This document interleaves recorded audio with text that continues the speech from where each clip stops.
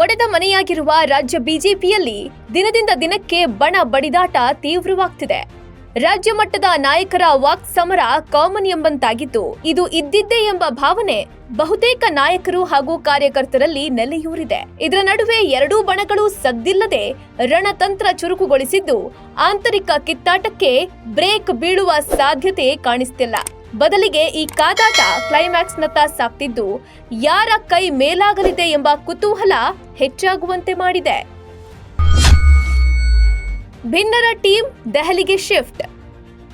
B Y Vijayendra ಅವರನ್ನ ರಾಜ್ಯಾಧ್ಯಕ್ಷ ಸ್ಥಾನದಿಂದ ಕಿತ್ತು ಹಾಕಲೇಬೇಕು ಎಂದು ಒತ್ತಾಯಿಸುತ್ತಿರುವ ಬಣದ ಭಾಗವಾಗಿರುವ ಹಲವು ನಾಯಕರು ದೆಹಲಿಯಲ್ಲಿ ಪಕ್ಷದ ವರಿಷ್ಠರನ್ನ ಭೇಟಿ ಮಾಡಿ ತಮ್ಮ ಬೇಡಿಕೆಗಳನ್ನ ಸಲ್ಲಿಸಲು ಸಜ್ಜಾಗಿದ್ದಾರೆ.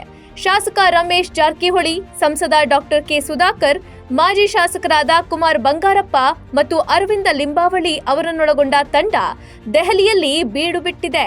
ಬಸನಗೌಡ ಪಾಟೀಲ್ ಯತ್ನಾಳ್ ನೇತೃತ್ವ ಹೊಂದಿರುವ ಈ ಬಣವು ಬಿಜೆಪಿ ರಾಷ್ಟ್ರೀಯ ಅಧ್ಯಕ್ಷ ಜೆಪಿ ನಡ್ಡಾ ಅವರ ಭೇಟಿಗೆ ಸಮಯ ಕೇಳಿದ್ದು, ಇನ್ನೂ ಅವರಿಂದ ಒಪ್ಪಿಗೆ ಸಿಕ್ಕಿಲ್ಲ. ಹಾಗಾಗಿ ಎಲ್ಲ ನಾಯಕರು ದೆಹಲಿಯಲ್ಲೇ ಉಳಿದುಕೊಂಡು ನಡ್ಡಾರನ್ನ ಭೇಟಿಯಾಗುವ ತವಕದಲ್ಲಿದ್ದಾರೆ. ಯಾವ ಕಾರಣಕ್ಕೂ ವಿಜಯೇಂದ್ರ ಅವರನ್ನ ಕರ್ನಾಟಕ ಬಿಜೆಪಿ ಅಧ್ಯಕ್ಷ ಸ್ಥಾನದಲ್ಲಿ ಮುಂದುವರಿಸಬಾರದು ಎಂದು ಪಟ್ಟು ಹಿಡಿದಿದ್ದಾರೆ. ಈಗಾಗಲೇ ಬಿಜೆಪಿ ಮಾಜಿ ಸಚಿವ ಅರವಿಂದ ಲಿಂಬಾವಳಿ ಅವರು ಕೂಡ ವಿಜಯೇಂದ್ರ ಬಗ್ಗೆ ಅಸಮಾಧಾನ ಹೊರಹಾಕಿ ಬಿಜೆಪಿ ರಾಷ್ಟ್ರೀಯ ಅಧ್ಯಕ್ಷ ಜೆಪಿ ನಡ್ಡಾ ಅವರನ್ನ ಖುದ್ದಾಗಿ ಭೇಟಿಯಾಗಿ ರಾಜ್ಯ ಬಿಜೆಪಿಯಲ್ಲಿ ಪರಿಸ್ಥಿತಿ ಹದಗೆಟ್ಟಿದ್ದು, ಕೂಡಲೇ ವಿಜಯೇಂದ್ರ ಅವರನ್ನ ರಾಜ್ಯಾಧ್ಯಕ್ಷ ಸ್ಥಾನದಿಂದ ಬದಲಾಯಿಸಿ ಅಂತ ಕೇಳಿಕೊಂಡಿದ್ದಾರೆ ಎನ್ನಲಾಗಿದೆ.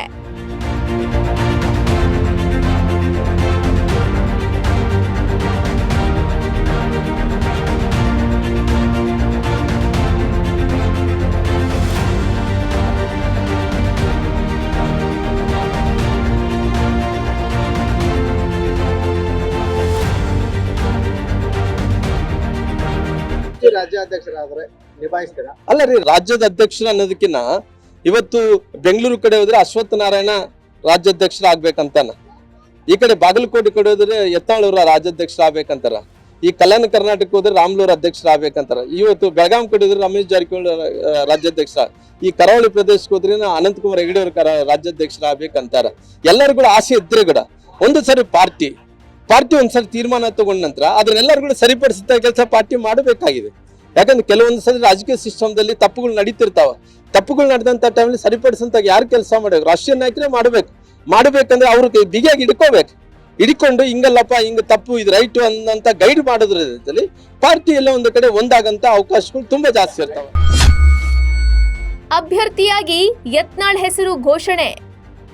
ವಿಜಯಪುರ ಶಾಸಕ ಬಸನಗೌಡ ಪಾಟೀಲ್ ಯತ್ನಾಳ್ ಅವರು ಆರಂಭಿಸಿರುವ ವಿಜಯೇಂದ್ರ ವಿರುದ್ಧದ ಹೋರಾಟಕ್ಕೆ ಮಾಜಿ ಮುಖ್ಯಮಂತ್ರಿ DV Sadananda Gowda, doctor K Sudhakar, CT Ravi, Sriramulu ಸೇರಿದಂತೆ ಹಲವು ಮುಖಂಡರ ಬೆಂಬಲ ವ್ಯಕ್ತವಾಗಿದೆ.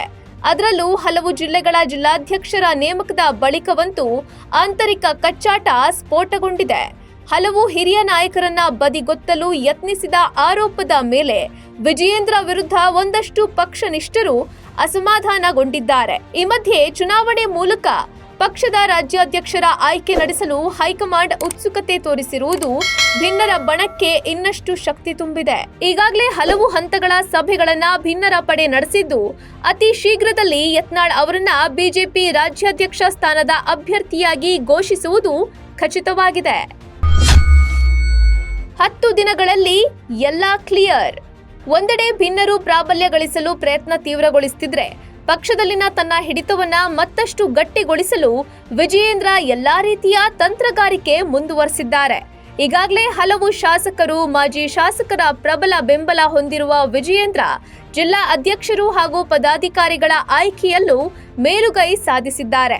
ಅಲ್ಲದೆ ಹಲವು ಹಂತಗಳಲ್ಲಿ ದೆಹಲಿಗೆ ತೆರಳಿ ಹೈಕಮಾಂಡ್ ನಾಯಕರನ್ನು ಭೇಟಿಯಾಗಿ ಬಂದಿದ್ದು, ಅವರ ವಿಶ್ವಾಸ ಉಳಿಸಿಕೊಂಡಿರುವ ಕಾನ್ಫಿಡೆನ್ಸ್ನಲ್ಲಿದ್ದಾರೆ. ಅಧ್ಯಕ್ಷರ ಆಯ್ಕೆಗೆ ನಡೆಯುವ ಚುನಾವಣೆಯಲ್ಲಿ ಮತದಾನದ ಹಕ್ಕನ್ನ ಹೊಂದಿರುವ ಪದಾಧಿಕಾರಿಗಳು ಹೆಚ್ಚಿನವರು ತಮ್ಮ ಪರವಾಗಿರೋದಾಗಿ ವಿಶ್ವಾಸ ಹೊಂದಿರುವ ವಿಜಯೇಂದ್ರ ತಾಳ್ಮೆಯಿಂದಲೇ ಮಾಸ್ಟರ್ ಸ್ಟ್ರೋಕ್ ಹೆಣೆಯುತ್ತಿರುವುದು ಕಂಡುಬರ್ತಿದೆ.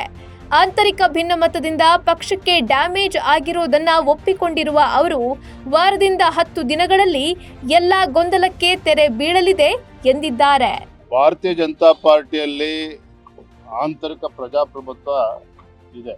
ಬಹುಶಃ ಯಾವುದೇ ಒಂದು ರಾಜಕೀಯ ಪಕ್ಷ ಇಷ್ಟೊಂದು ವ್ಯವಸ್ಥಿತವಾಗಿ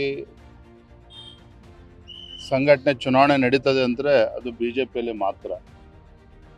ಮಂಡಲ ಮಟ್ಟದಿಂದ ಹಿಡಿದು ಜಿಲ್ಲಾ ಮಟ್ಟ, ರಾಜ್ಯ ಅಧ್ಯಕ್ಷ ಚುನಾವಣೆ ಮತ್ತು ರಾಷ್ಟ್ರೀಯ ಅಧ್ಯಕ್ಷ ಚುನಾವಣೆ ಎಲ್ಲವೂ ಕೂಡ ವ್ಯವಸ್ಥಿತವಾಗಿ ಏನು ನಮ್ಮ ಕೇಂದ್ರದ ವರಿಷ್ಠರು ನಿರ್ಧಾರ ಮಾಡಿದ್ದಾರೆ ಅದರಂತೆ ಎಲ್ಲವೂ ಕೂಡ ನಡೀತಾ ಇದೆ. ರಾಜ್ಯದಲ್ಲಿ ಕಳೆದ 1 ವರ್ಷದಿಂದ ನಮ್ಮೆಲ್ಲ ಪಕ್ಷದ ಹಿರಿಯರು, ಕಾರ್ಯಕರ್ತರು ಒಟ್ಟಾಗಿ ಈ ಭ್ರಷ್ಟ ಹಾಗೂ ದುಷ್ಟ ಕಾಂಗ್ರೆಸ್ ಸರ್ಕಾರದ ವಿರುದ್ಧ ನಿರಂತರವಾಗಿ ಹೋರಾಟವನ್ನು ಮಾಡ್ಕೊಂಡು ಬಂದಿದ್ದೇವೆ. ನನ್ನ ಕಳೆದ 1 ವರ್ಷದ ಅವಧಿ ನಾನು ಯಾವ ರೀತಿ ಕೆಲಸ ಮಾಡಿದ್ದೇನೆ ರಾಜ್ಯದ ಅಧ್ಯಕ್ಷನಾಗಿ ಅಂತೇಳಿ ರಾಜ್ಯದ ಜನತೆಗೂ ಕೂಡ ಗೊತ್ತಿದೆ, ನಮ್ಮ ಕಾರ್ಯಕರ್ತರಿಗೂ ಕೂಡ ಗೊತ್ತಿದೆ, ನಮ್ಮ ಪಕ್ಷದ ಹಿರಿಯರಿಗೆ, ಶಾಸಕರು ಕೂಡ ಗೊತ್ತಿದೆ, ಎಲ್ಲರೂ ಕೂಡ ಗೊತ್ತಿದೆ. ಹಾಗೆ ನನಗೆ ಸಂಪೂರ್ಣ ವಿಶ್ವಾಸ ಇದೆ, ಎಲ್ಲರ ಸಹಕಾರದಿಂದ ರಾಜ್ಯದ ಅಧ್ಯಕ್ಷನಾಗಿ ಮುಂದುವರಿತೇನೆ, ಪಕ್ಷವನ್ನು ಬಲಪಡಿಸ್ತಕ್ಕಂಥ ಕೆಲಸ ಮಾಡ್ತೇನೆ ಅನ್ನುವ ಸಂಪೂರ್ಣ ವಿಶ್ವಾಸ ನನಗಿದೆ. ಜಿಲ್ಲಾಧ್ಯಕ್ಷರು ಕೂಡ ಹೆಚ್ಚು ಪೈಪೋಟಿ ನಡೆದಿದೆ ಈ ಬಾರಿ. ಅದೇ ರೀತಿ ರಾಜ್ಯಾಧ್ಯಕ್ಷರ ವಿಚಾರದಲ್ಲೂ ಕೂಡ ಕೆಲವು ಹಿರಿಯರು ಅವರ ಅಪೇಕ್ಷೆಯನ್ನು ಕೂಡ ವ್ಯಕ್ತಪಡಿಸ್ತಾ ಇದ್ದಾರೆ. ಎಲ್ಲದೂ ಕೇಂದ್ರದ ವರಿಷ್ಠರು ಗಮನಿಸ್ತಾ ಇದ್ದಾರೆ. ಎಲ್ಲವೂ ಕೂಡ ಒಳ್ಳೇದಾಗ್ತದೆ, ಸುಖಾಂತಿ ಆಗ್ತದೆ ಅನ್ನೋ ವಿಶ್ವಾಸ ನನಗೆ. ಎಲ್ಲವೂ ಏನೇನು ಡ್ಯಾಮೇಜ್ ಆಗಬೇಕೋ ಸಾಕಷ್ಟು ಆಗಿದೆ. ಇನ್ನೊಂದು ವಾರ 8 ದಿನದಲ್ಲಿ ಏನು ರಾಜ್ಯದ ಅಧ್ಯಕ್ಷ ಯಾರಾಗ್ತಾರೆ ಅಂತೇಳಿ ಉತ್ತರ ಸಿಗ್ತದೆ. ಅದಾದ ನಂತರದಲ್ಲಿ ಎಲ್ಲವೂ ಕೂಡ ಸರಿ ಹೋಗ್ತದೆ ಅಂತ ಕಾಣ್ತದೆ. ನನಗಂತೂ ವಿಶ್ವಾಸ ಇದೆ. ನಾನು ಯಾವುದೇ ಬಹಿರಂಗ ಹೇಳಿಕೆಯನ್ನು ನೀವು ಕಳೆದ 1 ವರ್ಷದಲ್ಲಿ ನೀವು ನೋಡಿ.